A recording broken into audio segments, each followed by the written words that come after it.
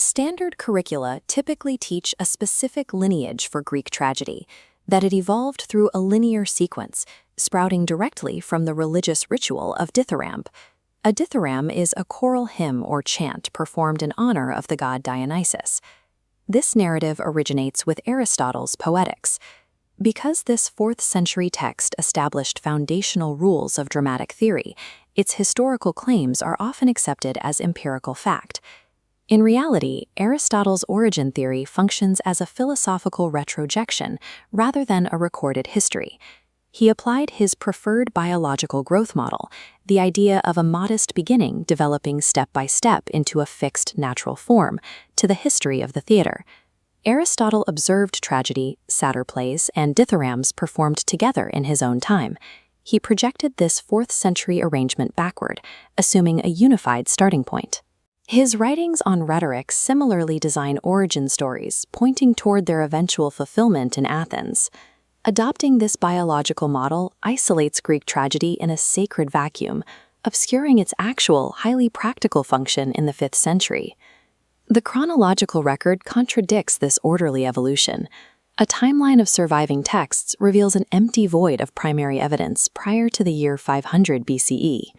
Later encyclopedias, like the 10th century Byzantine Suda, attempted to bridge this gap by inventing structure histories. These historians place semi-mythic figures like Thespis at arbitrary intervals of exactly 3 Olympiads, creating the appearance of documented history where none existed.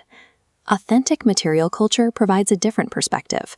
This pottery depicts early theatrical elements, including an aulos player, a musician playing a double-reeded pipe common in Greek performance. This specific vessel dates to approximately 460 BCE. The physical evidence for these theatrical forms does not emerge from a remote religious past. It aligns with the rapid expansion of the Athenian Empire. Setting aside the assumption of a pure religious origin allows us to evaluate 5th century tragedy as it actually functioned, as a porous, real-time civic technology.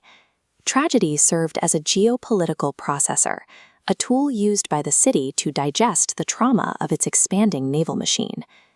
Aeschylus's Persians, performed in 472 BCE, staged the recent Persian Wars using an intentional historical filter. The play minimizes the role of land battles, like Marathon, to focus the audience entirely on the naval victory at Salamis. This literary choice reflected the radical shift in Athenian strategy, the massive public expense required to build and maintain a state-owned fleet of triremes. This naval expansion empowered the lower-class citizens who rowed the ships and solidified the leadership of those driving the empire's growth. In 458 BCE, Aeschylus produced the Oresteia to address instability in a growing empire. Athens faced wars with Persia and Sparta, alongside deep internal fractures. The trilogy's climax, establishing a murder court, parallels Ephialtes' real-world reforms, stripping authority from the aristocratic Areopagus Council. By dramatizing the end of a cycle of blood feuds, the play addressed the immediate threat of factional violence following Ephialtes' assassination. Aeschylus grounded the resolution of a mythic curse in the survival of the polis, deploying theatrical technology to avert the immediate threat of civil war. By 409 BCE, Athens was weathering the attrition of the Peloponnesian War. Sophocles staged Philoctetes for an audience deeply affected by the conflict. Philoctetes functioned as an active intervention in the period's most intense intellectual debates. Sophocles used his mythic characters to weigh the concepts of nomos, representing culture, nurture, and expedience, against phusis, or inherent nature and nobility. The character of Odysseus embodies a dangerous sophistic rhetoric, where the argument of political advantage consistently overpowers the concept of justice.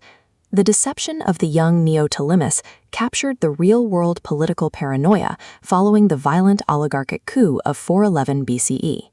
Philoctetes' inability to distinguish his friends from his enemies mirrored the paralyzing suspicion within the Athenian assembly at that time.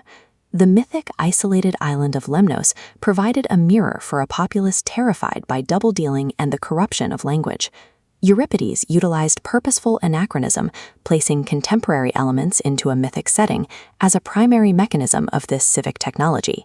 In Suppliants, he deliberately layered the Athenian present over the monarchical past. He inserted 5th century democratic assembly procedures and specific references to written laws into the heroic age of King Theseus. His play Orestes features a trial scene in the city of Argos that abandons mythic archetypes for contemporary politics. This diagram classifies the characters into recognizable 5th century types: the blustering demagogue and the non-committal aristocrat. The characters conduct the trial entirely in terms of political advantage, a stark departure from the divine justice depicted by Aeschylus 50 years earlier.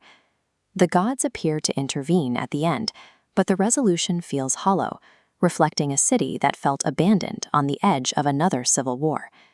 These plays made the mythic past uncomfortably recognizable, forcing the citizens in the theater to confront the behavior of their own leaders.